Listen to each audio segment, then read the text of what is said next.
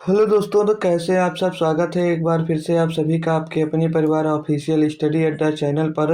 मैं फलेश कुमार। आप लोग हमारे साथ पढ़ रहे हैं यूपीएसआई 2025 के लिए मैथ, जिसमें हम लोग बात करते हैं कि आज के प्रैक्टिस सेट में आपको क्या मिलने वाला है। तो डेली हम लोग 2017 का प्रीवियस ईयर पेपर का एनालिसिस कंटिन्यू दोस्तों से करते आ रहे हैं। तो आज भी हमारा टर्न 2017 के एक और सेट का है, जो 20 दिसंबर 2017 को आपका एग्जाम्स हुआ था, उसका फर्स्ट शिफ्ट का आज हम लोग दोस्त एनालिसिस करने वाले हैं। इसके पहले इसके जो आपके पेपर हुए थे उन सभी पेपर्स का हमने डे वाइज बढ़िया तरीके से हर एक शिफ्ट का एनालिसिस करवा दिया है। जो लेक्चर्स आपको सारे के सारे एक प्लेलिस्ट में मिल जाएंगे। लगभग 13 पेपरों का अब तक आप लोगों को एनालिसिस करवाया जा चुका है 26 लेक्चर्स में, क्योंकि एक सेट का हम लोग 2 लेक्चर कम बनाते हैं, जिसमें 20 क्वेश्चन आपको दोस्त एक लेक्चर में मिलते हैं। क्योंकि 40 क्वेश्चन आपके यूपीएसआई में पूछे जाते हैं, तो हम लोग भाई हर एक क्वेश्चन का मतलब हर एक सेट का हम लोग भाई 2 क्लास करते हैं, जिसमें एक 20 क्वेश्चन आपको बढ़िया तरीके से एनालिसिस करवाए जाते हैं हर एक लेक्चर में।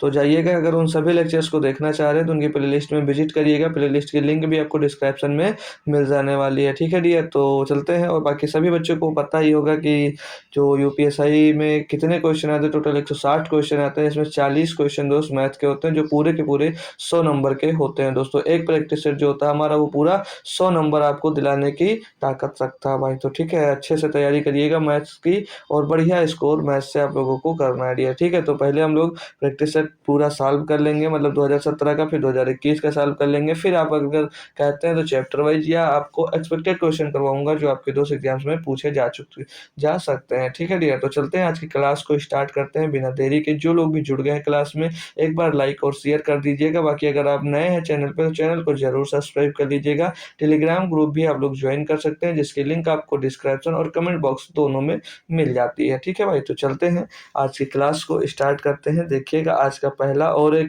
बेहतरीन सा क्वेश्चन है। शिफ्ट जो है पता ही एक बार बता दिया है, फिर से मैं रिवीज कर दे रहा हूँ कि यूपीएसआई 20 दिसंबर 2017 की शिफ्ट 1 का आज पार्ट ए हम लोग 2 सॉल्व करने वाले हैं। पार्ट ए यानी कि इसमें हम लोग 20 क्वेश्चन आज हम लोग भाई 20 दिसंबर 2017 शिफ्ट 1 का सॉल्व कर रहे होंगे। ठीक है डियर, तो पहला क्वेश्चन क्या कहता है, बहुत बेहतरीन सा क्वेश्चन कह सकते हो। एक दिया गया है, बोला जा रहा 2, 3, 5, 6, 7 और 9 अंकों से कितने 4 अंकों की संख्याएं बन सकती हैं जो 3 से विभाज्य हो और कोई भी अंक दोहराया नहीं गया। कोई भी अंक इसमें से रिपीट नहीं होना चाहिए, और जो 4 अंक का जो 4 अंकों की संख्या बने, वो अंक 3 से विभाजित भी होना चाहिए। ये क्वेश्चन में बोला जा रहा है। तो 3 से विभाजित होने के लिए जो अंकों का योग होता है भाई, जो संख्या बनेगी, जैसे 4 अंकों जो भी संख्या बनाओगे, तो संख्या का 3 से विभाजित होने के लिए संख्या के जो अंकों का योग जो होता है भाई, वो भी 3 से विभाज्य होना चाहिए। तो उसी प्रकार से बनने वाली संख्याएं निम्नलिखित कई संख्याएं हो सकती है, जो इन्हीं में से बनानी है आपको। तो मैं कुछ संख्या आपको बताता हूँ कौन कौन सी संख्या लगभग बन सकती है। ठीक है भाई, तो अगर पहली संख्या में बनाता हूँ, तो देखो 2, 2 और 2 6 8 7 15 और 9 24, एक ये संख्या बन सकती है। अभी 2 6 7 9 से मिलकर बनने वाली जो संख्याएं होंगी, वो कितनी हो जाएंगी, वो 4 फैक्टोरियल हो जाएंगी। कितनी हो जाएंगी, 4 फैक्टोरियल हो जाएंगी। ऐसे कई संख्याएं दोस्तों हम लोग बना सकते हैं। और दूसरी संख्या फिर से बनाएंगे, तो एक संख्या बन जाएगी 2, 3 और 7 और 9। तो ये कितनी हो जाएगी, 2 3 5 7 12 और 9 21। ये भी 3 से भी डिवाइड है, और ये इसको भी 4 फैक्टोरियल तरह से जैसे हम लोग लिख सकते हैं। फिर और संख्या बनाएंगे, तो 2 3 6 7 फैक्टोरियल, इनको ऐड करेंगे, 2 3 5 6 11 7 18। ये भी 4 फैक्टोरियल तरह से बन सकती है डियर। ऐसे ही बनाएंगे, 3 हो जाएगा, 3 5 हो जाएगा, और 7 6 हो जाएगा। तो 3 5 8 7 15 6 21, ये भी भैया 3 से डिविजिबल होगा। तो और ये भी इनसे मिलकर कितनी संख्या बन जाएगी, तो 4 फैक्टोरियल संख्या इनसे भी बन जाएंगे भाई। दूसरी संख्या और बनाएंगे, 3 5 7 और 9 हो जाएगा भाई। ठीक है, इससे भी 4 फैक्टोरियल संख्या बन जाएंगे, फिर 5 3 8 7 15 9 24 आता है, ये भी 3 से डिवाइड है। और संख्या बनाएंगे तो बन जाएगा 3 6 7 और 9। तो इनसे भी ये 4 फैक्टोरियल संख्याएं बन जाएंगी भाई। तो 3 6 3 9 9 18 7 6 3 9 7 16 9 25 हो जाएगा ना भाई। तो 3 6 3 9 7 16, तो अब 4 अंकों की कुल कितनी संख्या बन सकती है? तो 4 फैक्टोरियल ये 4 ये 4 ये 4 ये 4 ये 4 ये सभी को एक में हम लोग प्लस कर कर वही बना सकते हो। 4 फैक्टोरियल की अगर वैल्यू निकालते हो आप लोग तो इसको सॉल्व करने का क्या तरीका होता है? हमने आपको बताया कि जहाँ से जितने फैक्टोरियल की बात करें उतने से स्टार्ट करो एक तक, उसको उल्टा गुणा कर लो। तो 4 3 12 दूनी 24, एक नम 24, एक फैक्टोरियल 24। तो ये कितनी बार बन रही है भाई? 6 संख्याएं टोटल बन रही हैं। तो 24 को 6 बार जोड़ना है या तो 6 से गुणा कर दो, तो 6 को 24 के 4, 6 दूनी 12 2 14, 144 संख्या बन सकती है, जो कि ऑप्शन नंबर डी में आपको दिया गया है। ऑप्शन नंबर डी आपका बिल्कुल सही जवाब दोस्त इसके लिए हो जाता है। ठीक है भाई, होप करूंगा क्लियर होगा। नेक्स्ट क्वेश्चन, क्वेश्चन नंबर 2 क्या कहता है, बोल समझेंगे आप लोग। बोल रहा अगर x अनुपात x a बराबर x अनुपात x 3 का एक गुणज है, ठीक है, और b बराबर x अनुपात x 5 की एक गुणज है, अगर b माइनस ए एक धनात्मक पूर्णांक है तो x का कम से कम मान क्या हो सकता है, ये क्वेश्चन में पूछा जा रहा है। तो यहाँ पर आपको a बराबर क्या दिया गया भाई? ए बराबर दिया गया है, ए बराबर दिया गया यक्स अनुपात यक्स है, यक्स जो कि 3 का एक गुणज है। क्या भाई? 3 का 3 का एक गुणज है, 3 की एक गुणज है। ठीक है, 3 का एक गुणज हमसे बोला जा रहा है क्वेश्चन में भाई। और आगे जो b बराबर दिया गया है, आगे जो b बराबर हमको दिया गया है, b बराबर एक्स रेशियो एक्स जो दिया गया है, एक्स अनुपात एक्स दिया गया है, ये 5 की एक गुणज है। क्या भाई? ये 5 का गुणज है। तो b माइनस ए दिया है जो, वो एक धनात्मक पूर्णांक है। क्या भाई? धनात्मक पूर्णांक। तो b माइनस ए, तो b हम लोग मान लेते हैं 5x और a मान लेते हैं 3x। अब इन दोनों के बीच का डिफरेंस कितने का आ जाएगा? 2x का आ जाएगा। अब यहाँ पर आप लोगों को क्या करना है, देखो अंतर कितना है, धनात्मक है, 5x में से 3x जाएगा तभी तो बराबर धनात्मक 2x मिल रहा है जी सर। अब यक्स को हम लोग क्या रख देते हैं, यक्स को क्या रख दीजिएगा भाई आप लोग? 1 2 3, यानी कि यक्स बराबर 1 2 3 ऐसे डॉट डॉट रखने पर जब धनात्मक पूर्णांक मिल जाएगा वही हम लोग रख सकते हैं। ठीक है, मान लेंगे तो एक्स बराबर 1 2 3 रखने पर, तो पहले हम लोग अगर एक्स का मान 1 रखते हैं, एक्स का मान अगर 1 रखेंगे तो 5 एक नम 5, 3 एक नम 3, तो 5 माइनस 2 1 रखने पर, ठीक है, एक्स बराबर 1 रखने पर, तो 5 माइनस 3 कितना रहेगा भाई? 2 मिल जाएगा। अब एक्स बराबर हम लोग 1 रखते हैं तो 2 मिल जाएगा, एक्स बराबर अगर 2 रखते हैं तो 5 दूनी 10, 5 दूनी 10 होगा और 3 दूनी 6, तो 4 मिल जाएगा। क्या मिल जाएगा? 4 मिल जाएगा। उसी तरह अगर एक्स बराबर हम लोग 3 रखते हैं तो 5 3 15 और 3 3 का 9, तो क्या मिल जाएगा भाई? यहाँ से 6 मिल जाएगा। तो उसने क्वेश्चन में सिर्फ यही आपसे पूछा है कि तो एक b माइनस एक अगर धनात्मक पूर्णांक आता है तो x का कम से कम मान क्या रख सकते हैं? तो भाई x का कम से कम मान अगर हम लोग एक ही पुट कर देते हैं तब भी हमको धनात्मक पूर्णांक क्या मिल जाता है? 2 मिल जाता है। तो सबसे कम से कम एक ही लिख दीजिएगा, बस यही आपका सही जवाब हो जाएगा, ऑप्शन नंबर सी, और कुछ भी नहीं है क्वेश्चन में। ठीक है भाई, होप कर सकता हूँ भाई क्लियर होगा, समझ में आ गया होगा। नेक्स्ट क्वेश्चन की ओर मूव करते हैं। अगला क्वेश्चन बोला जा रहा है कि 24 जनवरी 2016 से 14 जून 2016 के बीच कितने दिन होंगे? हमसे इनके बीच में कितने दिन पूछा जा रहा है, बाकी कोई डेट वगैरह हमसे कुछ नहीं पूछा जा रहा, बट डेट दिन काउंट करके इसमें बता देना कि कितने दिन होंगे। और ध्यान रखने वाली बात क्या है, 2016, 2016 ईयर देख के पता चल रहा होगा कि ये कौन सा साल बन रहा है, तो ये लीप ईयर बन रहा है, इतनी बात कंफर्म है। और भी बात क्या समझने वाली है कि 24 जनवरी 2016 से 14 जून 2016 के बीच की संख्या पूछी जा रही है, टोटल संख्या नहीं पूछी जा रही, तो बीच का नंबर याद रखना है, यानी कि 24 जनवरी के बाद। तो 24 जनवरी जो होता है कितने महीने का? 31 दिन का होता है। तो 24 के बाद 25 26 27 28 29 30 31 कितने दिन आएंगे? ये आएंगे जनवरी में 7 दिन। और जनवरी में 7 दिन, जनवरी के बाद क्या आता है आपका? फरवरी आता है। जनवरी के बाद आता है आपका फरवरी। अब आपको मैंने बताया कि ये लीप वर्ष है, तो फरवरी कितने दिनों की हो जाएगी? 29 दिनों की हो जाएगी। फिर मार्च कितने दिनों का होगा? 31 दिनों का होगा। फिर अब अप्रैल जो होगा आपका 30 दिनों का होगा। ठीक है, फिर अप्रैल 30 दिनों का, अप्रैल के बाद क्या आएगा? मई, मई फिर कितने दिनों का होगा? 31 दिनों का होगा। और फिर आता है जून, तो जून 14 जून का पूछा है, 14 जून 2016 के बीच पूछा है, इसलिए लोगे कौन सा भाई? 13 जून तक लोगे, क्योंकि बीच वाले नंबर पूछे हैं बस। अब इनको ऐड कर दीजिएगा बस दिया। ठीक है, तो 7 9 16, 16 1 17, 17 17 1 18, 18 3 21 का एक हंसी लाएगा, एक 21 का एक हंसी लाएगा, 2 2 1 3 3 6 3 9 3 12 2 14, 141। टोटल कितने दिन आ रहे हैं? 141 दिन आ रहे हैं। बस यही पूछा गया था क्वेश्चन में, बस इतना आसान सा भाई क्वेश्चन था, लेकिन समझने वाला था। कुछ बच्चे इसको 28 कर सकते हैं और कुछ बच्चे टोटल जोड़ सकते हैं, क्योंकि यहाँ पर बीच में बोला गया जो जिस पे बच्चे ध्यान नहीं देते हैं। ठीक है भाई, तो ध्यान रखिएगा, क्या गलतियाँ हो सकती हैं उस गलती से आप लोग बच के रहिएगा। क्वेश्चन क्या कह रहा है कि रघु ने 5/4 के बजाय 4/5 से एक संख्या को गुणा किया। गणना में प्रतिशत त्रुटि क्या है? जो सही मान है वो 5/4 करना था। जो सही मान है वो 5/4 है और जो गलत मान है वो क्या दिया गया है? 4/5 दिया गया है। ठीक है। अब हमको त्रुटि निकालना है, यानी कि जो जो रॉन्ग किए हैं, गलत किए हैं, वो निकालना है, परसेंटेज एरर निकालना है। परसेंटेज एरर निकालना है आपको। तो परसेंटेज एरर क्या करोगे? इन दोनों के बीच का डिफरेंस देख लो, जितने का डिफरेंस आएगा उतने का है तो एरर होगा। तो 5/4 उसको करना था, कर दिया उसने 4/5। तो इनका अंतर कितना हो जाएगा भाई? जो डिफरेंस एलसीएम लोगे अगर, बट्टे में क्या आ जाएगा? 20 आ जाएगा और यहाँ पर 20 बना लेके 5 का गुणा होगा 25 और यहाँ पर 4 का, तो 25 में तो 9/20 आ जाएगा। कितना आ जाएगा? 9/20। तो परसेंटेज एरर निकालने के लिए क्या करोगे भाई? अंतर, जितने का अंतर होगा उतने का अंतर, और बट्टे में जो सही वाला मान होगा, सही वाला मान है 5/4 और गुणे में कर दो 100, क्योंकि परसेंटेज में निकालना है। अब इसको कर लो सॉल्व भाई। तो ये 9/20 हो जाएगा और ये ऊपर जाकर गुणा हो जाएगा 4/5 हो जाएगा और गुणे में तो ये 100 जाएगा। तो सॉल्व करोगे 20 से काटोगे इसको, 20 पंचे आपका 100 हो जाएगा। 5 से ये 5 कैंसिल हो जाएगा, 9 चौक 36। 36% का एरर आ रहा है भाई। कितने का? 36% का एरर आ रहा है, जो कि आपको ऑप्शन नंबर बी में देखने को मिल रहा है। जो कि ऑप्शन नंबर बी में आपको देखने को मिल रहा है। ऑप्शन नंबर 20 का 100% सही और सटीक जवाब हो जाता है। सारे बच्चे क्लियर करते चलेंगे, क्वेश्चन समझ में आता जा रहा है ना डियर? अगला क्वेश्चन क्या कह रहा है भाई?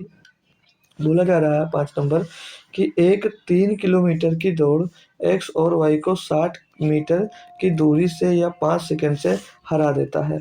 ज्ञात करें कि यक्स द्वारा दौड़ को पूरा करने में कितना वक्त लगेगा, यानी कि समय पूछा जा रहा है, कितना समय उसको दोस्त यहाँ से लगने वाला है भाई। तो कैसे करोगे? अब देखो, क्वेश्चन में आपसे क्या कहा है कि एक 3 किलोमीटर की दौड़ है जो यक्स वाई को 60 मीटर की दूरी से या 5 सेकंड से हरा देता है। क्लियर इतनी बात? जी सर। तो हम लोग यहाँ से वाई की चाल निकाल सकते हैं। कैसे? कि जो एक्स है वो वाई को, सॉरी दोस्त, जो वाई को 60 मीटर की दूरी या 5 सेकंड से हरा देता है। तो यहाँ से हम लोग अगर वाई की चाल निकाल लेते हैं, वाई की चाल, तो वाई की चाल अगर निकालना है, वाई की चाल बराबर क्या? तो दूरी बटे समय। तो वो 60 मीटर की दूरी से हार रहा है या 5 सेकंड के टाइम से हार रहा है, यानी कि इसकी वाई की चाल क्या रही होगी? वो 12 मीटर पर सेकंड रही होगी। क्या रहेगी? 12 मीटर पर सेकंड। चाल बटे समय, ये सभी को पता है जी सर। अब वाई को दौड़ पूरा करने में कितना समय लगेगा? तो वाई कि पहले हमको कुल दूरी पता होनी चाहिए, कुल दूरी बटे कुल समय। और जो कुल दूरी यहाँ पर दी गई वो 3 किलोमीटर की, क्योंकि एक 3 किलोमीटर की दौड़ है। तो यहाँ से हम लोग वाई द्वारा लिया गया पूरी, मतलब पूरी दूरी को तय करने में कितना समय लगेगा? तो वाई को लगा समय, ये तो लिखो वाई को, लिख दो इसे, वाई को दौड़ को पूरा करने में लगा कुल समय। तो वाई को लगा कुल समय हम लोग 60 में लिख दे रहे हैं। ठीक है, लगा कुल समय, जो लगा कुल समय है, कुल समय कितना रहेगा? अब भाई 3 किलोमीटर है और ये चार जो 40 की निकल कर आई है, चाल निकल के आई मीटर पर सेकंड में, तो उसको भी मीटर में बना लो। तो 1000 का गुणा करा दोगे तो 3000 मीटर आ जाएगा सीधे सीधे। ठीक है भाई। और बट्टे में क्या था? समय बराबर दूरी बटे चाल। दूरी आपकी 3000 मीटर आ गई, चाल आपकी 12 मीटर पर सेकंड है। सॉल्व करेंगे इसको, 12 से काट देंगे जब, तो 12 दूनी 24 और बचेगा 6 जगह 60, 12 पंचे 60, पीछे जीरो, तो 250 सेकेंड आपका क्या रहेगा समय? कुल दूरी उसको तय करने में वाई को कितना समय लग रहा है? 250 सेकंड का।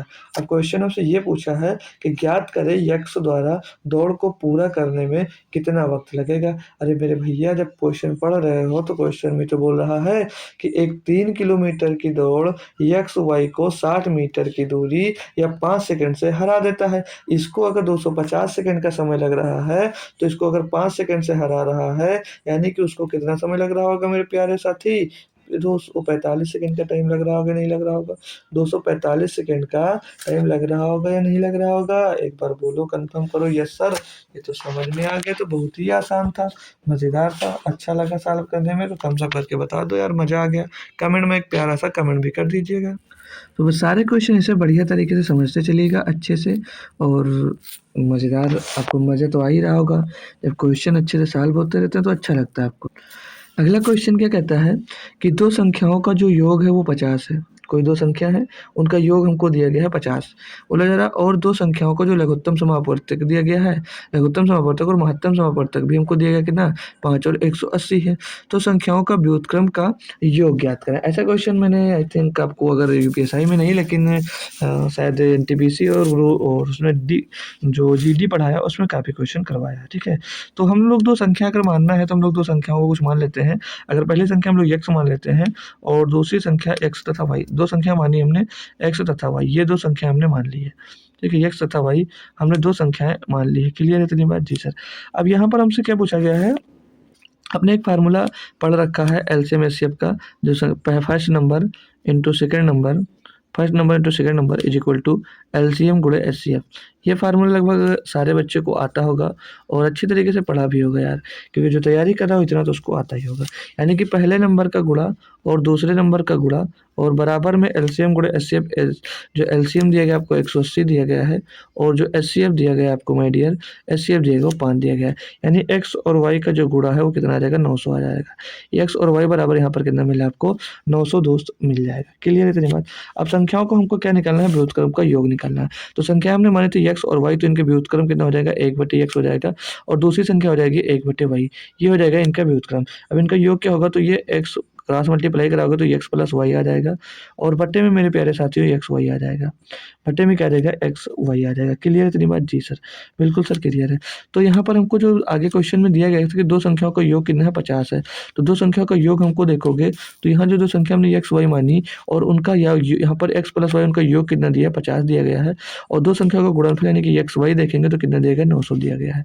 ये 900 हम लोग पुट कर देंगे तो 0 से 0 खत्म, 5 से काटेंगे 18 बार जाएगा। यानी कि इनका जो फाइनल आंसर हो जाएगा वो 1/18 आ जाएगा।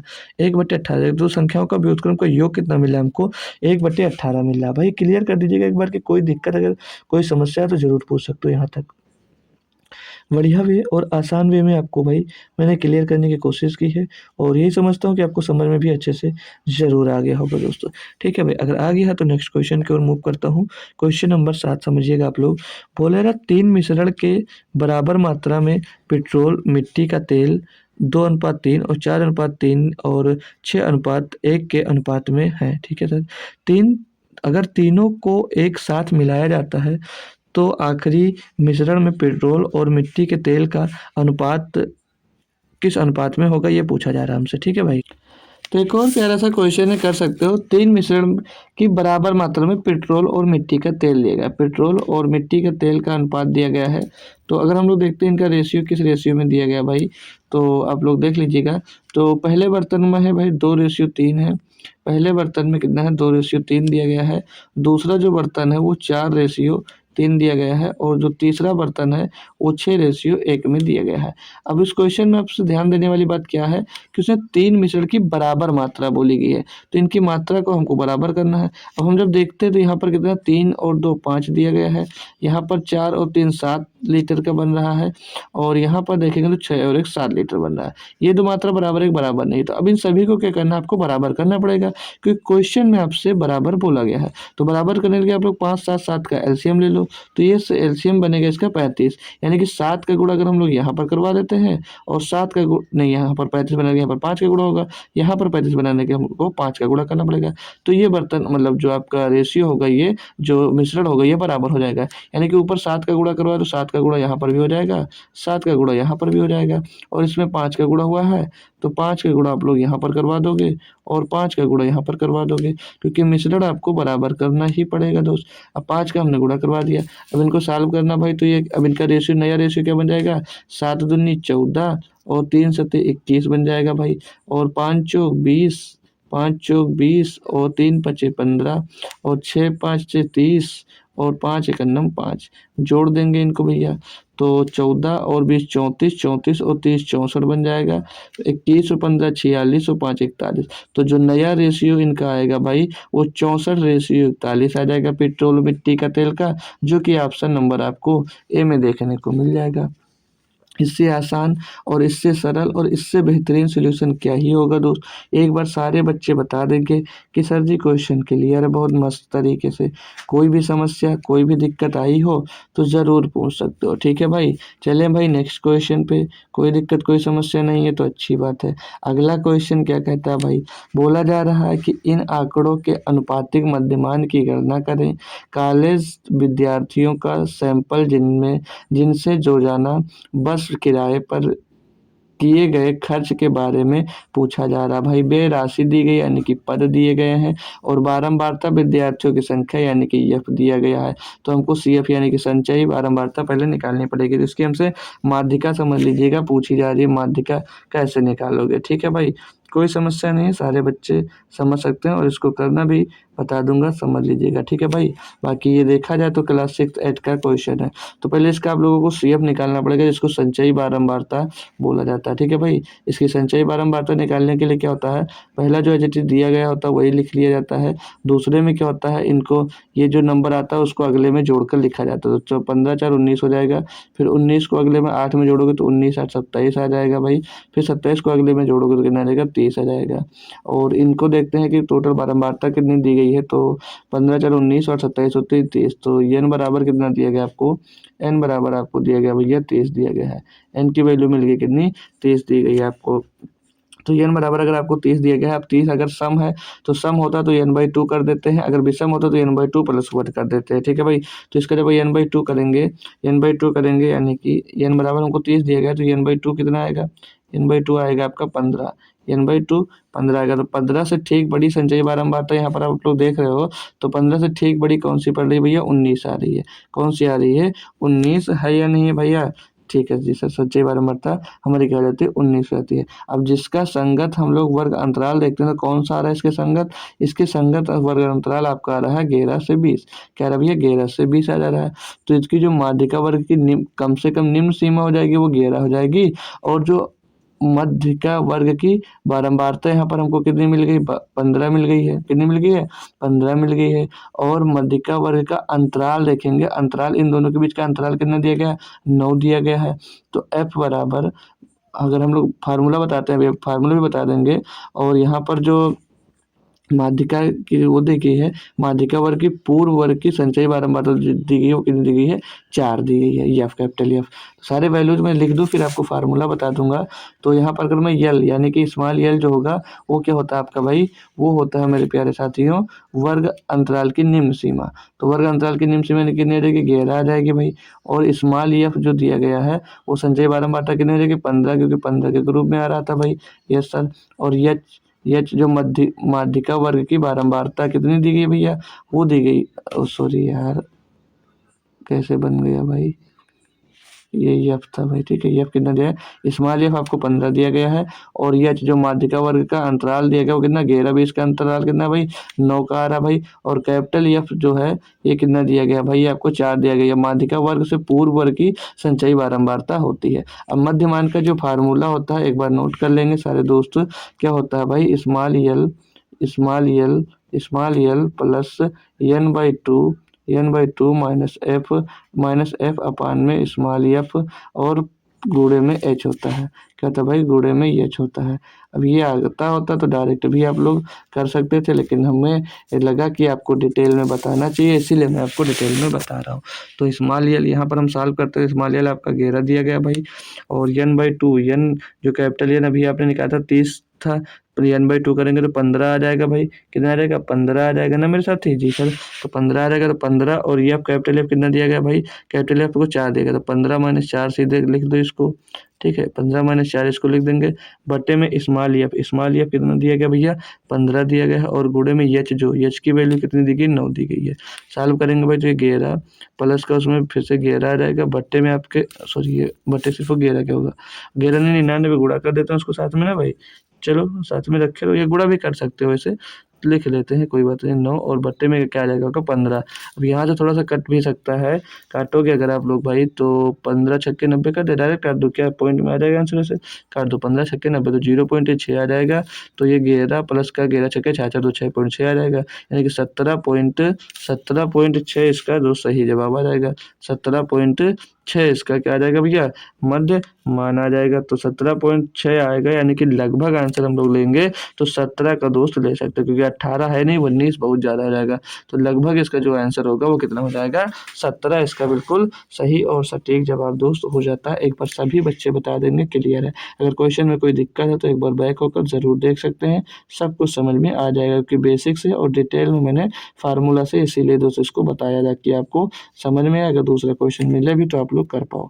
9 नंबर पे बात करते हैं, क्या कहा है कि एक परियोजना का काम 12 कर्मचारियों द्वारा 15 दिनों में पूरा किया जाना है। अगर 3 कर्मचारी पहले दिन से ही अनुपस्थित हों तो बचे हुए लोग अपने काम को करने में कितनी बढ़ोतरी करेंगे ताकि परियोजना का काम समय पर पूरा हो सके। ये हमसे क्वेश्चन में पूछा जा रहा है भाई। तो 12 फार्मूला वही लगा दो, M1 D1 और M2 D2। तो टोटल हम लोग अगर वर्क निकालना चाहें तो बोला क्या था, 12 कर्मचारी थे, 12 कर्मचारी 15 दिनों में काम को पूरा करते, ये टोटल काम हो गया।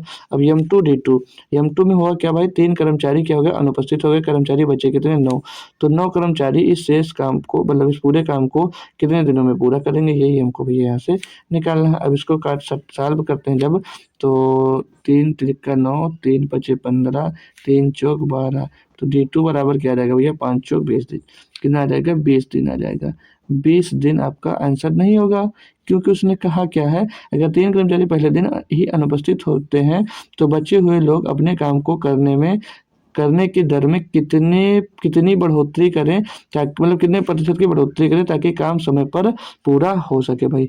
अब काम पूरा कितने दिनों में करना था आपको, 12 दिनों में, नहीं 15 दिनों में। लगा कितना आपको, 20 दिन। यानी कि आपको जो अतिरिक्त दिन लगा, अतिरिक्त दिन कितने, अतिरिक्त 5 दिन लग रहे हैं, नहीं लग रहे हैं, अतिरिक्त आपको कितने दिन लग रहे हैं भाई, 5 दिन सर जी लग रहे हैं। अभी जो अतिरिक्त 5 दिन लग रहे हैं, तो ये 5 दिन में बचे हुए 9 लोगों द्वारा काम करने की दर में की जाने वाली बढ़ोतरी प्रतिशत निकालना है भाई। तो 5 दिन ये आपके बढ़े और इसको 15 दिन में ही कवर करना है, गुणे में कर दो 100 भाई बस। तो 5 एकम 5, 5 3 15, अब 100/3 का मतलब होता है 33, सही 1/3%। इतने की अगर बढ़ोतरी करोगे जितने लोग बचे हैं, तो जो काम है आपका वो 15 दिनों में पूरा किया जा सकता है, नहीं तो भाई नहीं किया जा सकता भाई। कोई दिक्कत, कोई समस्या हो तो एक बार और भी पूछ सकते हो भाई, बता दूंगा, नहीं तो भाई आपको अब क्वेश्चन नंबर 10 की ओर लेके चलता हूँ, ठीक है भाई। अगला क्वेश्चन नंबर 10 क्या कहता है, समझ लीजिएगा और पढ़िएगा। बोला जा रहा है कि मान लें पूर्णांक n, भाई ये तो खाली नहीं लिखा होगा, n 1 होगा, हाँ, n greater than 1, n less than greater than equal 1 के लिए n फैक्टोरियल बराबर 1 गुणे 2 गुणे 3 गुणे डॉट डॉट डॉट n दिया है। अगर x बराबर 8 स्क्वायर गुणे 15 factorial 16 plus 16 factorial plus 17 factorial plus 18 factorial, जब x को 16 फैक्टोरियल से विभाजित करेंगे तो शेष क्या होगा, शेष क्या होगा, ये हमसे क्वेश्चन में पूछा जा रहा है भाई। तो देखो, हमको x बराबर क्या दिया गया है, हमको यहाँ पर x बराबर क्या दिया गया है, तो हमको x बराबर दिया गया है 8 का स्क्वायर, 8 का स्क्वायर और फिर multiplied by 15 factorial, 15 factorial plus का 16 फैक्टोरियल प्लस का 17 फैक्टोरियल प्लस का 17 फैक्टोरियल और प्लस का 18 फैक्टोरियल, ये दिया गया है।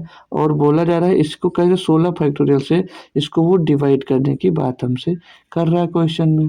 बात समझ में आ रही है सभी को, एक बार बोलते जाइएगा जी सर। तो हम लोग इसको अगर थोड़ा सा और लिखते हैं, अगर लिखते हैं तो इसको क्या लिख सकते हैं, एक्स बराबर 8 का स्क्वायर, 8 का स्क्वायर और गुणे में ये 15 फैक्टोरियल, जो इसको एज इट इज ऐसे लिख सकते हैं, और प्लस का 16 फैक्टोरियल गुणे 15 फैक्टोरियल लिख सकते हैं जी सर, और प्लस का 17 फैक्टोरियल को 17 फैक्टोरियल और गुणे में नहीं 17 फैक्टोरियल 17 लिख सकते हैं, इसको 17 लिखेंगे, फिर इसको 16 लिखेंगे और गुणे में 15 फैक्टोरियल लिखेंगे। ठीक है भाई, पता है ही कैसे लिखा जाता है। इतनी बात तो, इतने क्वेश्चन अब तक मैं करवा चुका हूँ, लगभग 13 पेपर करवा चुका हूँ, उसमें बहुत सारे क्वेश्चन आपको करवा दिए हैं। ठीक है, 18 गुणे 17 गुणे 16 गुणे 15 फैक्टोरियल लिख सकते हैं इसको। ठीक है भाई, 15 फैक्टोरियल लिख सकते हैं। और बट्टे में अब इसको डिवाइड कैसे करना है, डिवाइड करना है सर इसको 16 फैक्टोरियल से। कैसे डिवाइड करना है इसको, 16 फैक्टोरियल से इसको डिवाइड करना है, सभी को पता है यस सर। अब हम लोग अगर क्वेश्चन को देखते हैं तो पूरे क्वेश्चन में से देखो लास्ट वाला अगर नहीं दिख रहा है तो लास्ट वाला मैं थोड़ा सा एक काम कर देता हूँ, लास्ट में 16 के बाद गुणे में 15 फैक्टोरियल ऊपर लिख दे रहा हूँ। ठीक है भाई, ये गुणे में 15 फैक्टोरियल, हो सकता है वो नहीं दिख रहा हो तो कंफ्यूज मत होना, ये ऊपर लाइन में, और बट्टे में क्या आना है आपको 16 फैक्टोरियल। अब हम लोग देखते हैं जो ऊपर से 8 का जो स्क्वायर होता है वो क्या हो जाएगा 64, 8 का स्क्वायर जो होगा 64 क्या हो जाएगा, 8 का स्क्वायर 64 हो जाएगा। और पूरे में से कि हम लोग 15 फैक्टोरियल कॉमन नहीं ले सकते क्योंकि प्लस प्लस बीच में लगा है, लेकिन 15 फैक्टोरियल ऐसा नंबर है सभी में कॉमन दिख रहा होगा जी सर। तो 64 गुणे 15 फैक्टोरियल आपका कॉमन हो जाएगा। जब 64 गुणे 15 फैक्टोरियल आपका कॉमन हो जाएगा तो अंदर क्या बचेगा, अंदर पहले वाले में 1 बचेगा और दूसरे में 16 बच जाएगा, दूसरे वाले में, और तीसरे में क्या बच रहा है 17 गुणे 16 बच जाएगा। और चौथा जो था उसमें 18 फैक्टोरियल वाला, उसमें 18 गुणे 17 और गुणे 16 ये बच जाएगा। और बट्टे में आपका 16 फैक्टोरियल था तो हम लोग इसको 16 गुणे 15 फैक्टोरियल लिख सकते हैं, 16 गुणे 15 फैक्टोरियल लिख सकते हैं। ये आपको पता है भाई, ये आपको पता है। एक बार यहाँ तक बता दीजिएगा, सारा कुछ बढ़िया तरीके से भाई कंप्लीट हो गया, मतलब समझ में आ गया। अब इसको अगर सॉल्व करते हो भाई तो यहाँ पर देखोगे 15 फैक्टोरियल से आपका 15 फैक्टोरियल कैंसिल हो जाएगा, और 16 का नाम 16, 16 चौके 64 आपका यहाँ पर भाई कैंसिल हो जाएगा। कोई दिक्कत कोई समस्या आई है, नहीं है सर जी। अब नहीं आई है तो अच्छी बात है, आती तो वो भी देख लिया जाता है ना डियर। चलो अब इसको सॉल्व कर लो, 15 फैक्टोरियल से आपका 15 फैक्टोरियल कर देगा, 16 चौके 64 कट रहा है, ये भी खत्म हो गया। बाहर क्या आ गया भैया, 4 आ गया। अब इनको सॉल्व करना भाई पूरा, अब इनको सॉल्व करना, तो 4 को बाहर की तरफ रख लो होल्ड, 4 को बाहर की तरफ आपको क्या रखना भाई, होल्ड रखना। अंदर देख लीजिएगा 1 प्लस में 16 एक 17 हो जाएगा, 16 और एक 17 हो जाएगा, और प्लस का 17 गुणे 16 तो 17 छक्का 102 आ जाएगा, 17 छक्का 102 का 2 आ जाएगा, हासिल आ जाएगा आपके पास 10, और 17 का 17 10 27 हो जाएगा भाई, 272 मिल जाएगा इसको भाई। और प्लस लगाएंगे और इनको भी गुणा करना है, तो 17 और 16 का जो गुणा है इसको लिख सकते हैं 18 गुणे 272, क्योंकि अभी आपने आगे कर देख लिया। अब ये 4 बाहर रहेगा, ये 17 और 272 को भी जोड़ लीजिए साथ में, क्योंकि प्लस के 7 2 9, 7 7 14 का 4 हासिल आएगा, एक नहीं 7 2 9 हो जाएगा ना भाई, फिर 7 और 1 8 हो जाएगा, और 289 आ जाएगा। प्लस में 18 का गुणा करो, 18 दूनी 36 के 6 हासिल आएगा आपके पास 2 3, 18 7 126, 126 और 3 129, 129 का 9 हासिल आएगा 12, 18 दूनी 36, 36 और 12 48 हो जाएगा, 48 और 96। अब इनको जोड़ो भाई, 4 बाहर होल्ड रखो, मल्टीप्लाई लगा दो, जोड़ दो, 9 6 15 का 5 हासिल आएगा 1, 9 8 17 और 1 18 का 8 हासिल आएगा 1, 1 आएगा हासिल। और क्या लिख सकते हैं भाई इसको, और 8 2 10 और 1 11 का 1 हासिल आएगा 1, 4 और 1 5, 5185 यहाँ पर मिल जाएगा। अब 5 4 का इसमें गुणा करा दो, 4 5 20, 4 8 32 और 2 34 का 4 हासिल आएगा आपके पास भाई 3, 3 4 एक 4 3 7, 4 पंचे 20, 20,740 भाई आपका आंसर आ रहा है। अब क्वेश्चन में आपसे बोला गया था कि 16 से विभाजित करेंगे तो शेष क्या बचे, ओ सॉरी यार, चलो कोई दिक्कत नहीं है, हम लोगों ने इतना किया, हमको करने की भी ज़रूरत नहीं थी वैसे। क्यों, क्योंकि यहाँ पर फाइनली जब हम लोगों ने हर डिवाइड ही ख़त्म हो गया था, जब हर डिवाइड हो गया था यहीं पर 4 16 से 4 कट गया था, तो आगे करने की भी ज़रूरत नहीं थी। हमको पहले से पता था कि इसका जो शेषफल आएगा वो 0 ही प्राप्त हो जाएगा, करने की ज़रूरत भी वैसे नहीं थी, लेकिन कर डाले हैं तो कोई दिक्कत नहीं है, इतना डिटेल में बता दिया, कोई दिक्कत नहीं। अब इसको भी अगर आप लोग 16 से डिवाइड करके देख लोगे तो भी शेष 0 ही आएगा, करके देख लेंगे अगर हम लोग, तो 16 का नाम 16, 4 बचेगा 47, 16 दूना 32 बचेगा 15 हो जाएगा 154, 16 नैया 144 हो जाएगा, और बचेगा 8 80, 16 85, देख लो भाई फाइनली कट गया। तो यहीं पर अगर डिवाइड हो गया था, हर खत्म हो गया, तो शेष वैसे भी नहीं बचने वाला था, लेकिन हमने ध्यान नहीं दिया पूरा क्वेश्चन को। चलिए कोई बात नहीं, कर दिया तो फिर भी आपका आंसर जो होगा वो बिल्कुल सही जवाब होगा। हमारा तो आंसर यही स्टेप पे आ जाना चाहिए था यार, हमने ध्यान नहीं दिया। चलो कोई बात नहीं, कर दिए पूरा, फिर भी आपको डिटेल में समझ में भी आ गया अच्छे से। अगर आप मिलता है तो ऐसे कर भी पाओगे आप लोग, ठीक है दोस्त। थोड़ी सी कैलकुलेशन ज़्यादा हो गई बस। चलो कोई बात नहीं। क्वेश्चन नंबर 11 क्या कहता है कि निम्न में से दिया गया कौन सा विकल्प 9 से विभाज्य होगा। भाई अभी इससे आसान क्वेश्चन तो हमको नहीं लगता पूरे यूपीएससी के इतिहास में आया होगा। भाई 9 से विभाज्यता क्या कहती है, अगर दी गई संख्या के अंकों का योग 9 से विभाज्य है तो संख्या 9 से विभाज्य होगी। भाई चेक कर लेते हैं, चेक कर लेते हैं। 4 2 6 5 11 11 6 17 3 20 कभी नहीं होगी। 2 1 3 3 6 6 12 6 18 भाई ये होगी बिल्कुल, ये होगी भाई बिल्कुल। अगला देख लेते हैं। 3 2 5 4 9 9 5 14 14 और 8 14 8 22 कभी नहीं होगी। 6 6 6 12 5 17 2 19 कभी नहीं होगी। भाई ऑप्शन नंबर बी आपका बिल्कुल सही जवाब दोस्त हो जाता है। ऑप्शन नंबर बी बिल्कुल सही जवाब हो जाता है। 12,366 एक ऐसा नंबर है जो कि 9 से विभाज्य हो जाएगा। भाई क्वेश्चन नंबर 12 क्या कहता है कि 75 लीटर क्षमता वाले एक कंटेनर में एक प्रवेशिक और एक निकासी नली है। अगर दोनों को एक साथ खोला जाता है तो कंटेनर 5 मिनट में भर जाता है, और पर अगर निकासी नली के प्रवाह की दर दोगुनी कर दी गई है और दोनों नलियों को एक साथ खोल दिया गया है तो कंटेनर के भरने का समय तिगुना हो जाता है।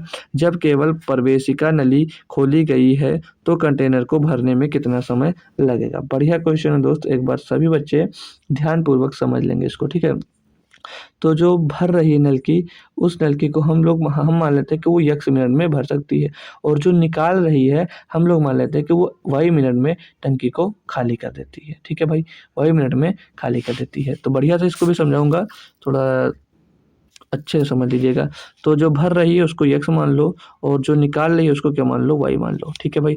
तो हम लोग अगर देखते हैं कि ये 1 मिनट में कितना भरती है और 1 मिनट में कितना निकालती है, तो 1 मिनट में मान लेते हैं ये 1/x टंकी भर देती है, और वो निकालती है कितना, 1 मिनट में 1/y निकाल देती है। क्वेश्चन में कहा यह गया था कि अगर दोनों को एक साथ खोला जाता है तो कंटेनर 5 मिनट में क्या होता है भैया, भर जाता है। दोनों 5 मिनट में भर जाता है। तो दोनों नली द्वारा 1 मिनट में भरा गया हम लोग पानी निकाल रहे हैं, तो 1 मिनट में ये 1/x भरेगा, ये 1 मिनट में ये 1/x खाली कर देगा, तो समय कितना लगेगा, 1/5 मिनट। ये 1 मिनट का इनका वर्क हमने निकाल लिया। दोनों नली द्वारा 1 मिनट में भरा गया पाइप कितना हो जाएगा, 1/5 हो जाएगा।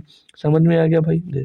अब बोला गया था यदि निकासी जो नली का प्रवाह दोगुना कर दी जाती है तो उसका समय आधा होगा। कितना हो जाएगा, समय आधा होगा, अर्थात जो 1 मिनट में देखेंगे तो y/2 हो जाएगा क्षमता उसकी, y/2 होगा। कंटेनर भरने का समय कितना गुना हो जाएगा, 3 गुना हो जाएगा। तो यहाँ से जो अब हम लोग निकालेंगे कि समय कितना 3 गुना हो जाता है, तो समय पहले 5 मिनट का लग रहा था, अब 5 गुणे 3 यानी कि 3 गुना हो गया, कितना हो गया, 15 मिनट का समय लगने लगेगा। अब समय कितना लग रहा है उसको, 15 मिनट का लग रहा है भरने में उसको, ठीक है। तो अब जो पाइप है वो, अब इनके 15 मिनट में समय निकालेंगे तो 1/x तो वो भरेगा क्योंकि उसमें कोई छेड़खानी नहीं हुई है, और पाइप का जो प्रवाह था भरने की क्षमता वो 2 हो गई है, और किसकी भैया, y की, ये y 2/y हो जाएगा। इसको समय अब कितना लग रहा है भैया, 3 गुना यानी कि 1/15 मिनट लग रहा है भाई, ठीक है भाई, यहाँ तक कोई दिक्कत। अब इसको आप लोग समीकरण 1 मान लो और इसको समीकरण 2 मान लो। अब समीकरण 1 से हम लोग समीकरण 2 को घटा देते हैं, इसमें से इसको क्या कर दीजिएगा, घटा दीजिएगा। जब इसको आप लोग इसमें से इसको जब घटाते हैं भाई, तो यहाँ से देखेंगे भाई, तो माइनस का 1/2 में से अभी इसको जब घटाएंगे तो ये प्लस का हो जाएगा, और ये माइनस का पहले से था, और ये माइनस प्लस प्लस का था तो ये माइनस हो जाए, ऊपर वाला प्लस का नीचे वाला माइनस का, जब घटा रहा है तो ये कट जाएगा। तो यहाँ पर माइनस का 1/y से प्लस का 2/y घटेगा तो क्या बच जाएगा, 1/y ही तो बचेगा। कितना बचेगा, 1/y बच जाएगा जी सर। और यहाँ पर 1/5 से 1/15 घट जाएगा, कि ये भी माइनस का हो जाएगा, ये भी माइनस का हो जाएगा, तो कट गया। तो 1/5 माइनस 1/15, तो एलसीएम लोगे 15, तो 3/15 माइनस 1/15 यानी कि अंतर कितना आ जाएगा, 2/15 का आ जाएगा। तो 1/y बराबर कितना आ जाएगा, 2/15 आ जाएगा। अब समीकरण में 1/y की वैल्यू पुट कर दो, या 2 में किसी में भी आप लोग पुट कर सकते हो, कोई दिक्कत नहीं, आ जाएगा सर। तो यहाँ पर अगर हम 1/x में 2/15 रखते हैं तो वो उधर जाकर भाई आपका प्लस हो जाएगा। तो 1/5 इधर था और इधर 2/15 आकर इसमें क्या हो जाएगा, प्लस हो जाएगा। तो 2/15 आकर इसमें क्या आ जाएगा, प्लस हो जाएगा। तो 1/x की वैल्यू क्या आ जाएगी भैया, 3 इधर 3 का गुणा नीचे, 3 का गुणा ऊँचे करा देंगे हर बराबर करने के लिए, तो हर जो एलसीएम होगा वो 15 मिल जाएगा और 3 तो 5 आ जाएगा, नहीं 5 का 5 5 थे 15, तो एक्स की वैल्यू 1 बटे एक्स की जो वैल्यू आ जाएगी कितनी आ जाएगी 1/3 आ जाएगी। अब अगर 1 बटे एक्स बराबर 1/3 है तो एक्स बराबर कितना आ जाएगा भैया 3 आ जाएगा। क्वेश्चन में से पूछा गया था तो कंटेनर को भरने में कितना समय लगने वाला है मेरे प्यारे साथियों। तो हमने शुरुआत में क्या माना था कि कंटेनर को भरने में कितना समय x मिनट लग रहा है और खाली करने में y मिनट लग रहा है, तो हमको x की वैल्यू मिल गई, यानी कि कितना समय लग रहा है 3 मिनट की 3 मिनट का हमको समय लग रहा है भाई, बस यही निकालना था।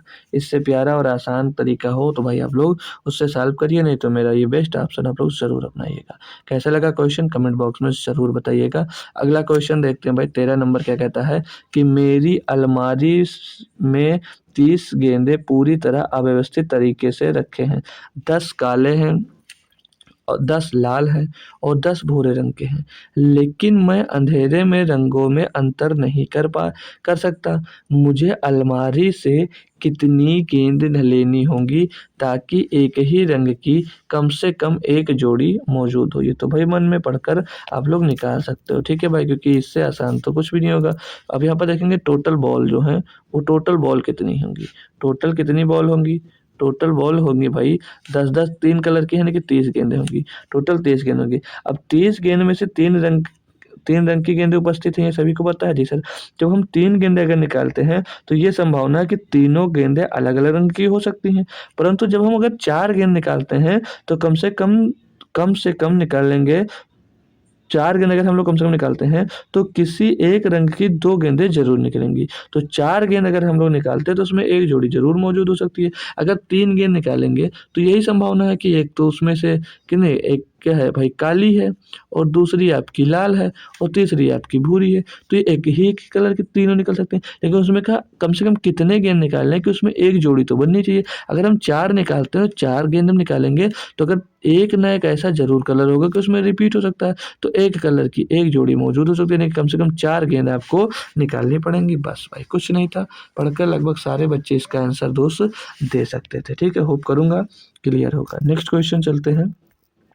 ये रहा अगला क्वेश्चन 14 नंबर। बोला जा रहा है कि 7200 रुपये 7200 रुपये के मूल धन पर 9 महीने के लिए 50/3% के सालाना दर पर साधारण ब्याज ज्ञात कीजिएगा। भाई क्या है यार, इसमें कुछ नहीं है ना भाई, है कुछ बिल्कुल नहीं सर। देखो जो प्रिंसिपल दिया गया है आपको कितना दिया गया 7200 रुपये दिया गया है, ये प्रिंसिपल है। अब जो आपको रेट दिया गया है 50/3%, 50/3% जो दिया गया है ये वार्षिक दिया गया है, लेकिन वो 9 माह का ब्याज पूछ रहा है आपसे, तो 9 माह को हम लोग सालाना में चेंज कर लेंगे ना। जो टाइम है उसको हम लोग साल में बनाने के लिए 9 माह को क्या करो 12 से डिवाइड कर दो, बस ये ईयर में बन जाएगा, ये ईयर में बन जाएगा। बस यही आपको मेन काम करना था बस। और सिंपल इंटरेस्ट का फार्मूला सभी को पता, PRT/100 लगा दीजिएगा सर, बस हो जाएगा। तो प्रिंसिपल आपका कितना है भाई 7200 दिया गया है और रेट आपको भैया 50%, 50/3%, तो 50/3 हो जाएगा। और रेट और आपका टाइम कितना देगा 9/12, 9/12 भाई, और गुणे में बटे में 100 होगा तो इसी में 100 कर दो, 100 यहाँ पर कर दो भाई, इनको आपस में गुणे में ले लो सबको। अब इनको सॉल्व कर दीजिएगा भाई, बस यही दिया गया था क्वेश्चन में, बस यही था आपके पास। बस आपको यहाँ पर चेंज क्या करना था भाई, जो समय दिया था उसको चेंज करना था, रेट क्योंकि वार्षिक था बस। तो सॉल्व करेंगे जब इसको 1 0 2 0 1 0 2 0 खत्म हो जाएगा।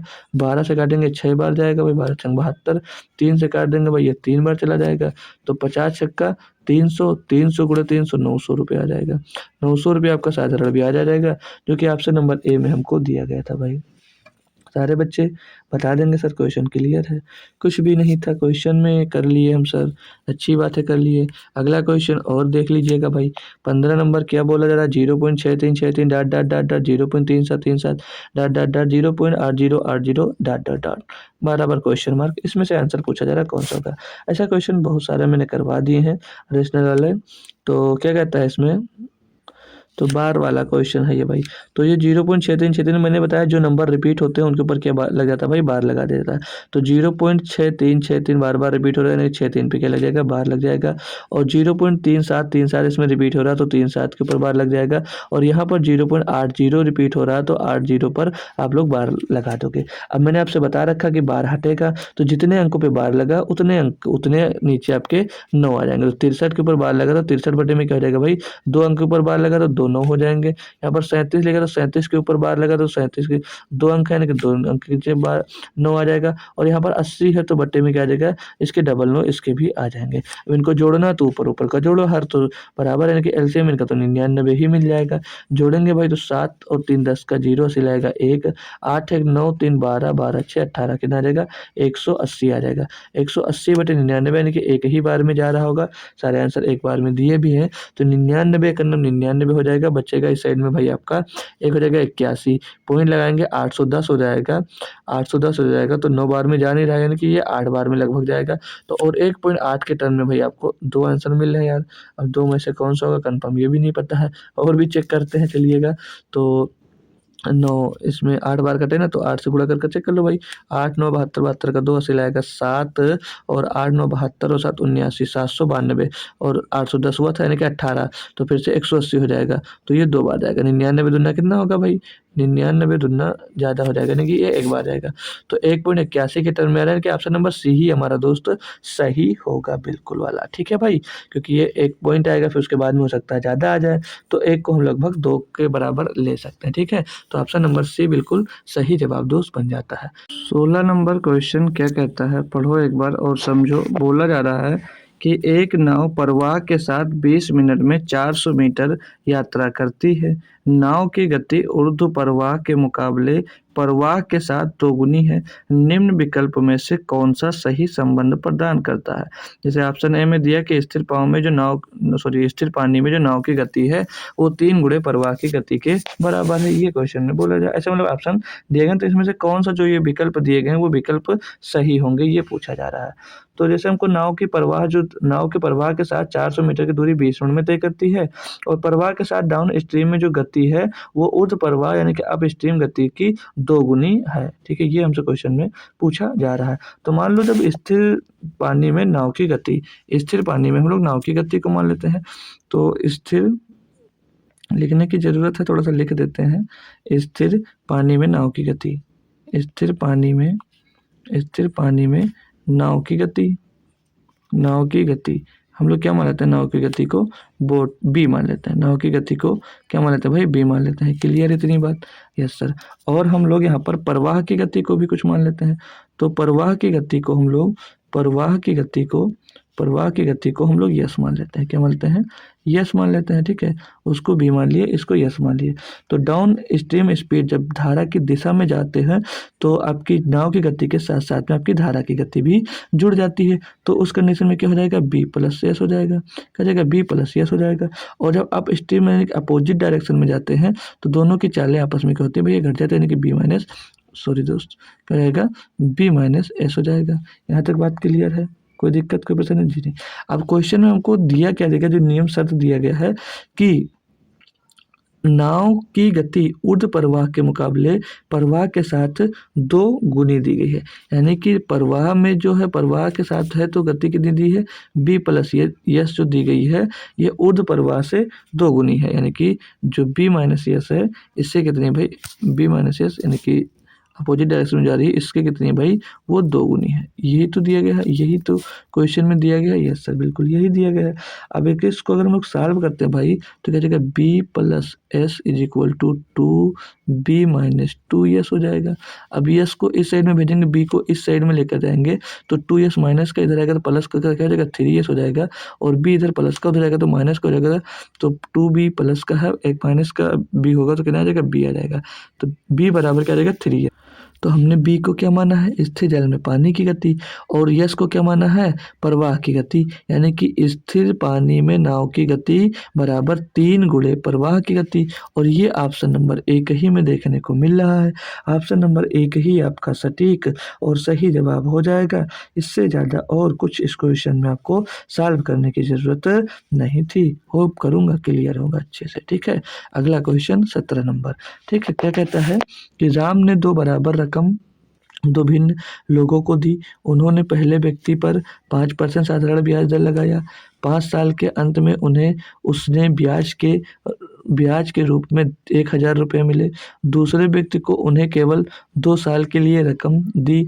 वह उस पर ब्याज की कितनी दर लगाए ताकि इतनी ही राशि प्राप्त कर सके जितनी उन्होंने पहले व्यक्ति से वसूली है भाई। तो हम लोग प्रिंसिपल कुछ एज्यूम कर लेते हैं कि मान लीजिए कि जो प्रिंसिपल है, माना जो मूलधन है उनका कितना भाई x है, और जो टाइम पहले के लिए दिया गया उसको कितना दिया गया, 5 साल के लिए दिया गया है। जो टाइम दिया गया है वो 5 साल के लिए दिया गया है, और रेट हमको कितना दिया गया, 5% का दिया गया है। ठीक है भाई, यहाँ से तो सब कुछ पता है।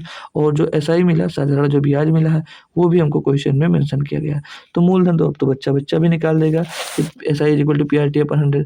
तो आपको प्रिंसिपल जो मतलब ब्याज मिला 1,000 रुपये मिला, प्रिंसिपल आपने x मान लिया, और रेट आपको कितना दिया गया भैया 5, और टाइम भी आपको 5/100 हो जाएगा, बट्टे में 100 हो जाएगा। तो 25 चौको 100 हो जाएगा, तो x बराबर कितना आ जाएगा, यहाँ पर x बराबर आपको 4,000 हो जाएगा। यानी कि जो मूलधन होगा, जो प्रिंसिपल मिल रहा है वो कितना है, 4,000 रुपये है क्वेश्चन में। तो क्वेश्चन में आपसे यही कहा है कि दूसरे व्यक्ति को उन्होंने केवल 2 साल के लिए रकम दी, वह उस पर ब्याज की कितनी दर लगाए। अब 4,000 रुपये उसने क्या दिया भैया, यानी कि अब जो प्रिंसिपल होगा दूसरे व्यक्ति को देने के लिए वो कितना हो जाएगा, 4,000 रुपये हो जाएगा। और जो रेट है वो रेट ही निकालना कि कितने % उसको रेट पर देना चाहिए कि जो सिंपल इंटरेस्ट प्राप्त हो वो 1,000 रुपये प्राप्त हो, और अब टाइम जो हो भाई सिर्फ और सिर्फ 2 साल का हो। यही तो बोला जा रहा है क्वेश्चन में। बताओ एक बार बताओ, बन गया क्वेश्चन सारा का सारा? जी सर। रख दो भाई फार्मूले पर, इससे आसान क्या ही हो सकता है।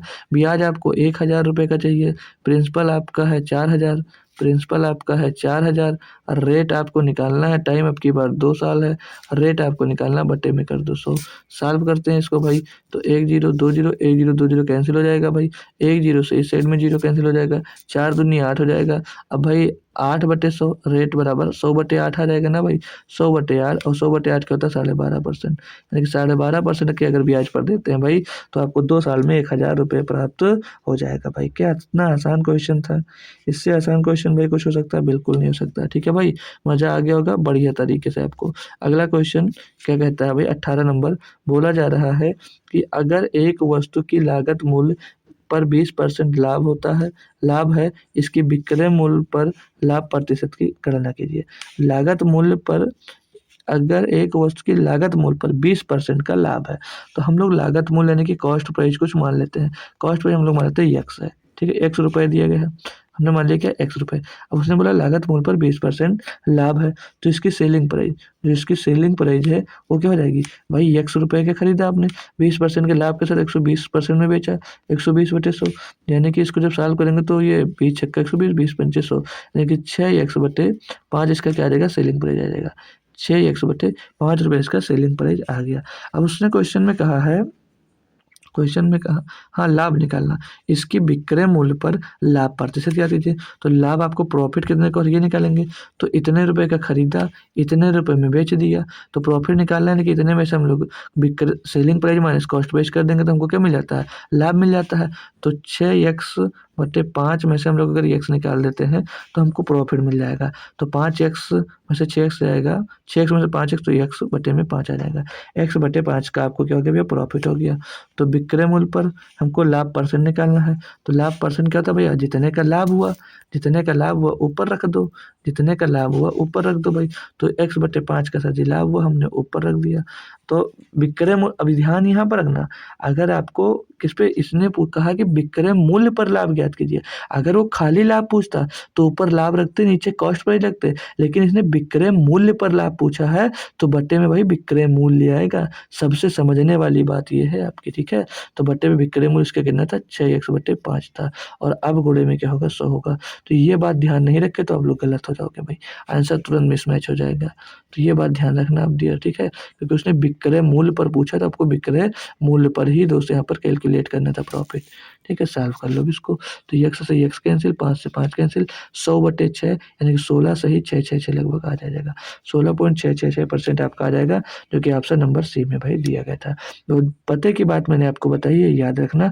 उसने क्वेश्चन में विक्रय मूल्य पर लाभ पूछा था, तो याद रखना अगर खाली लाभ पूछा होता तो आप लोग कॉस्ट प्राइस नीचे पुट करते। ठीक है, ये कन्फ्यूजन हो सकता है किसी के बच्चे के मन में जरूर उठे। 19 नंबर क्वेश्चन क्या कहता है कि दो गाड़ियां ए और बी अगले 1 घंटे के भीतर निर्धारित की गई हैं। दोनों गाड़ियों के सभी यात्री हॉल में इंतजार कर रहे हैं। हॉल में बैठने की क्षमता 1500 है, जिसमें से 10% खाली रही। प्रतीक्षारत यात्रियों में 40% महिलाएं हैं। प्रत्येक ट्रेन में बैठने की क्षमता प्रतीक्षालय में बैठे यात्रियों की 2/3 है। ट्रेन ए के यात्री ट्रेन में सवार हुए और ट्रेन ए में सवार आधे यात्री महिलाएं हैं। बाकी यात्री बी में सवार हुए। ट्रेन में सवार पुरुषों की जो संख्या है वो ट्रेन बी में सवार महिलाओं के बीच का अनुपात क्या होगी। भाई कितना बढ़िया क्वेश्चन आपको दिया है, समझने लायक। समझ लीजिएगा भाई, टफ नहीं है। तो हाल में टोटल जो बैठने वाले लोगों की जो क्षमता है वो कितनी दी गई है, क्वेश्चन में 1500 दी गई है। टोटल कितने लोग हॉल में बैठ सकते हैं, तो 1500 लोग हॉल में बैठ सकते हैं। अब उसमें से 10% क्या है भाई, 10% खाली है। 10% खाली है, यानी कि टोटल उसमें उपस्थित जो प्रतीक्षारत आदमी है वो कितने हैं, तो इसके 90%, यानी कि इसके 90%। 0 0 0 15 नहीं 135, यानी कि 1350 लोग उसमें क्या है भाई, उपस्थित है। कितने, 1350 लोग उपस्थित हैं टोटल, जो प्रतीक्षा करने वाला हॉल बना हुआ है। अब जिसमें से आगे कहा है कि प्रतीक्षारत यात्रियों में 40% महिलाएं हैं, तो 1350 का सीधे लगे हाथ 40% निकाल लो, ये आपकी महिलाएं हो जाएंगी भाई। 0 0 0 0 135 दूना 70, 70 दूना 100, 540। ये 540 आपकी क्या आ जाएंगी भाई, महिलाएं आ जाएंगी। समझते चलिएगा। अगर 540 आपकी महिलाएं हैं तो पुरुष कितने होंगे, 540 आपकी महिलाएं हैं तो पुरुषों की संख्या कितनी होगी, वही टोटल आपके 1300 है।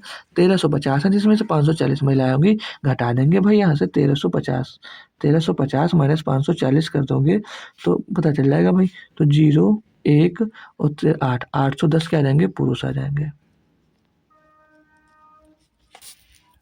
यहाँ तक पुरुष और महिलाओं की हमने संख्या अलग अलग निकाल ली है। अब आगे क्वेश्चन में बढ़ते हैं तो क्या बोलता है कि प्रत्येक ट्रेन में बैठने की क्षमता प्रतीक्षालय में बैठे यात्रियों की 2/3 है। प्रत्येक ट्रेन में मतलब प्रत्येक ट्रेन में सवार होने वाले जो यात्रियों की संख्या है वो जितने यात्री बैठे हैं उनके 2/3 है, यानी कि 1350 टोटल यात्री हैं।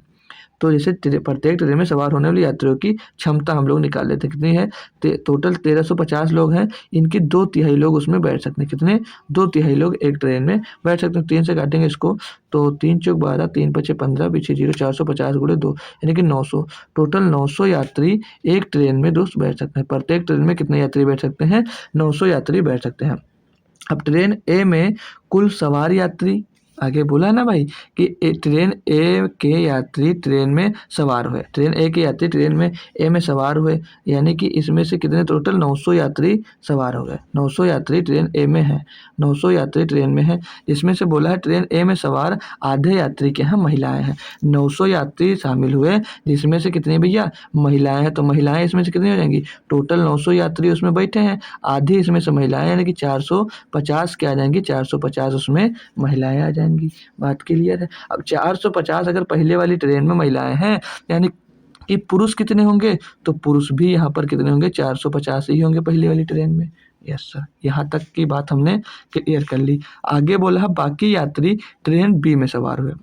बाकी जो यात्री बचे किसमें, ट्रेन बी में शामिल हो गए। तो 1350 यात्री थे टोटल, 900 यात्री पहले ट्रेन में बैठ गए, यानी कि बाकी यात्री बचे कितने, 450 ही यात्री तो बचेंगे।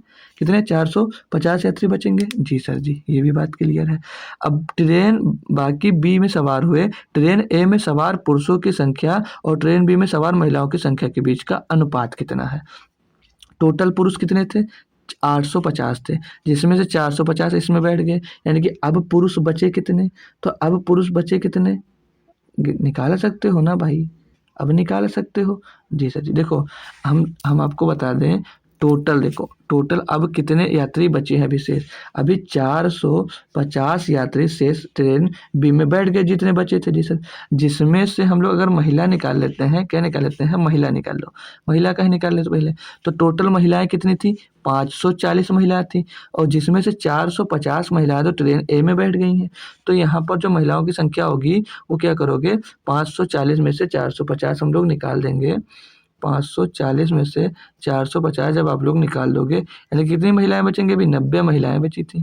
कितनी? 90 महिलाएं ही तो बची थी जी सर, 90 महिलाएं बची थी। और टोटल कितने बचे थे? टोटल 450 लोग बचे थे। अब इस 450 में से अगर हम लोग 90 निकाल देते हैं तो बाकी के शेष पुरुष ही तो रहेंगे। तो बाकी के शेष पुरुष कितने रहेंगे? 360। तो रेशियो किससे किससे पूछा मेरे प्यारे साथियों? ए में सवार पुरुष की जनसंख्या और ट्रेन बी में सवार महिला जनसंख्या का अनुपात। तो पुरुष कितने हैं? 360 हैं और महिला कितनी है? 90 है भैया। तो इनको काटा पीटी करेंगे भाई तो 9:4 आना चाहिए भाई, 9:4 आना चाहिए। अच्छा पूछा क्या क्वेश्चन में कि ट्रेन ए में सवार, सॉरी ट्रेन ए में पुरुष, तो ट्रेन ए में जो पुरुष की जनसंख्या है कितनी? 450 है। तो 450 पुरुष हो जाएंगे भाई। और ट्रेन बी में सवार महिला, तो ट्रेन बी में कितनी महिलाएं सवार है भैया? 90 सवार है। तो 450 और 90 का रेशियो बचे 0 से 0 खत्म, 9 1 9 9 9 बचे 45। तो 5:1 इसका बिल्कुल सही और सटीक जवाब होगा। सभी बच्चे एक बार कमेंट करके जरूर बताएंगे क्वेश्चन कैसा लगा और समझ में आ गया या नहीं आया भाई। बहुत प्यारा कॉन्सेप्ट था और बहुत बढ़िया था। होप करूंगा समझ में जरूर आया होगा। तो एक लास्ट क्वेश्चन और करते हैं, फिर आपकी क्लास यहीं पर दोस्त खत्म हो जाती है। क्वेश्चन इजी था, बस थोड़ा सा लैंग्वेज में था और थोड़ा सा लॉन्ग सॉल्व करने में था भाई। क्वेश्चन कह रहा है 20 नंबर कि आनंद, बाबू और चंदू को 5,625 रुपए के नगद पुरस्कार मिले हैं। पुरस्कार की रकम को तीनों के बीच इस तरह बांटा जाना है कि आनंद और बाबू और चंदू को एक साथ मिलने वाली राशि का 1/2 मिले और बाबू को आनंद और चंदू को एक साथ मिलने वाली राशि का 1/4 मिले। बाबू के मुकाबले आनंद की हिस्सेदारी रुपए में कितनी अधिक है, ये हमसे क्वेश्चन में पूछा जा रहा है भाई। तो क्वेश्चन में जो टोटल राशि दी गई हमको 5650 रुपये इनको पुरस्कार मिला है। अब उसमें एक एक लाइन को पढ़ते जाओ और करते जाओ। बोला पुरस्कार की रकम को तीनों के बीच इस प्रकार बांटा जाता है कि आनंद को, बाबू और चंदू को एक साथ मिले राशि का 1/2 मिलता है। यानी कि आनंद को जितना रुपया मिला होगा वो इन बाबू और चंदू को जो रुपया मिला उसका 1/2 मिला, उसका कितना? 1/2 मिला। बात क्लियर। दूसरी बात क्या कहा है आगे कि बाबू को आनंद और चंदू को एक साथ मिले राशि का 1/4 मिला। यानी कि जो बाबू को मिला है वो आनंद और चंदू को मिली राशि का 1/4 हिस्सा मिला है। ये हमसे क्वेश्चन में कहा है। अब हम लोग इसको अगर सॉल्व करते हैं तो यहाँ से हमको क्या मिल जाएगा? ये 2a मिल जाएगा। 2a बराबर में b प्लस सी, 2a बराबर में b प्लस सी मिल जाएगा। और इस वाले को जब सॉल्व करते हैं तो 4, इसको सॉल्व करते हैं तो 4b बराबर का a प्लस सी मिल जाएगा। क्या मिल जाएगा? a प्लस, अच्छे से बन जा भाई, a प्लस सी यहाँ से हमको 2 मिल जाएगा। ये दोनों हमको समीकरण मिल गया। अब इसे कुल राशि को समीकरण में रखने पर टोटल हम लोग जैसे सभी को a प्लस b प्लस सी जो मिला, जैसे आनंद, बाबू और चंदू को जो टोटल राशि मिली है वो कितनी मिली भैया? वो मिली आपको 5625 रुपये। तो जैसे आनंद को और बाबू को और चंदू को जो टोटल राशि मिली है कितनी मिली? 5,625 रुपये मिली है। तो यहाँ पर हम लोग अगर देखते हैं ये b प्लस सी, जो b प्लस सी की वैल्यू क्या है? 2a है। तो हम लोग 2a रखेंगे तो आनंद की राशि ऐसे मिल जाएगी। तो ये a हो जाएगा, ये a हो जाएगा और b प्लस सी की जगह पे हम लोग 2a रख देंगे, बराबर में क्या? 5,625 आ जाएगा। तो यहाँ से 3a मिल जाएगा, 3a बराबर 5,625 हो जाएगा। तो यहाँ से a की वैल्यू निकालेंगे जब हम लोग तो a बराबर क्या हो जाएगा कि 3 एक 3 बचेगा, 2 26, 3 8 24, 2 बचेगा 22, 3 7 21, 3 बचे 15। तो आनंद की जो राशि आ गई 1875 रुपये आ गई। आनंद का हिस्सा हमको मिल गया। यहाँ से हमको आनंद का हिस्सा भाई मिल गया है। अब हम लोग को आनंद का हिस्सा जब मिल गया, अब दूसरी समीकरण का हम लोग उपयोग कर सकते हैं। हम लोग अब यहाँ पर दूसरे समीकरण का अगर उपयोग करते हैं भाई तो क्या मिलेगा वो भी चेक कर लेते हैं। एक एक करते चलो भाई, तभी समझ में आएगा आपको। तो यहाँ पर जैसे अब हम लोग दूसरा समीकरण क्या मिला आपको? 4b plus AC। क्या मिला भाई? 4b plus AC। तो दूसरे समीकरण जैसे अब यहाँ पर भी जैसे वही है कि बाबू और चंदू और आनंद को जब देखते हैं तो इनको कितना टोटल मिल रहा है? 5,625 रुपये। ये आपको दिया क्वेश्चन में। तो यहाँ पर CA जैसे ये दिया है और CA के जगह पे AC वही, मतलब AC की जगह पे हम लोग 4B पुट करेंगे। जब 4B पुट करेंगे तो टोटल कितना आ जाएगा? 5B आ जाएगा। 5B बराबर आपको आ जाएगा 5,625। तो यहाँ से बाबू का हिस्सा निकाल लेंगे। तो बाबू का हिस्सा B बराबर 5 का 5, 5 का 5, 1 बचेगा 12, 5 दूनी 10, 5 25। तो यहाँ पर बाबू का हिस्सा कितना आ गया? 1,125 रुपये। बाबू का हिस्सा भी पता चल गया। अब हमको किसका निकालना है? चंदू का निकालना है। तो चंदू का तो आप लोग कैसे भी निकाल सकते हो, चंदू को कैसे भी आप लोग निकाल सकते हो। ए का पता है, बी का पता है, कहीं पर भी हम लोग पुट कर भाई हम लोग निकाल सकते हैं। तो क्या होगा, उस क्वेश्चन हमसे पूछा कि ये भी पढ़ लो एक बार कि बाबू के मुकाबले आनंद की हिस्सेदारी रुपए में कितनी अधिक है। और उस चंदू का निकालना भी नहीं है, मतलब बाबू को जितना रुपया मिला है वो चंदू को मिले रुपए से कितना अधिक है, यही पूछा। तो भाई इन दोनों का अंतर ही पूछा, बस अंतर ही पूछा, तो अंतर निकालो। चंदू का निकालना ही नहीं है। 0, 5, 7, 750 रुपये का अंतर है बस। ऑप्शन नंबर ए आपका बिल्कुल सही जवाब दोस्त हो जाता है। तो आज के टॉप 20 क्वेश्चन आपने कंप्लीट कर लिया भाई। कोई भी दिक्कत है, कोई भी परेशानी है तो ज़रूर पूछ सकते हो। ये रहा आपका 21 नंबर क्वेश्चन जो आप लोग होमवर्क में इसका आंसर देने वाले हैं। सभी बच्चे ज़रूर आंसर कमेंट करना भाई। और ये सारे क्वेश्चन आज कुछ अच्छे क्वेश्चन हैं, लगभग 40 क्वेश्चन मतलब होते हैं, तो 40 क्वेश्चन आपको करना है। तो ये सारे के सारे क्वेश्चन आपको मिल जा रहे हैं भाई। तो भाई यार क्वेश्चन बहुत जल्दी खत्म हो गए, 1 मिनट। हाँ है सारे क्वेश्चन। तो ये 20 क्वेश्चन की पीपीटी अभी आपको एक्स्ट्रा शेयर कर दी जाएगी टेलीग्राम पर। टेलीग्राम ग्रुप की लिंक आपको कमेंट बॉक्स में मिल जाएगी, जो नाम उसका भी ऑफिशियल स्टडी अड्डा ही है। तो ग्रुप ज्वाइन कर लीजिएगा, वहाँ पर पीपीटी आपको ये मिल जाएगी। खुद से एक बार सॉल्व करने की कोशिश ज़रूर करिएगा। मिलते हैं कल शाम को इसके बाकी के क्वेश्चंस के सॉल्यूशंस के साथ बढ़िया तरीके से। तब तक के लिए आप लोग स्वस्थ रहिए, मस्त रहिए, और 8 PM पे कल शाम को भी जुड़ना मत भूलिएगा। तब तक के लिए थैंक यू सो मच दोस्तों। जय हिंद, जय भारत।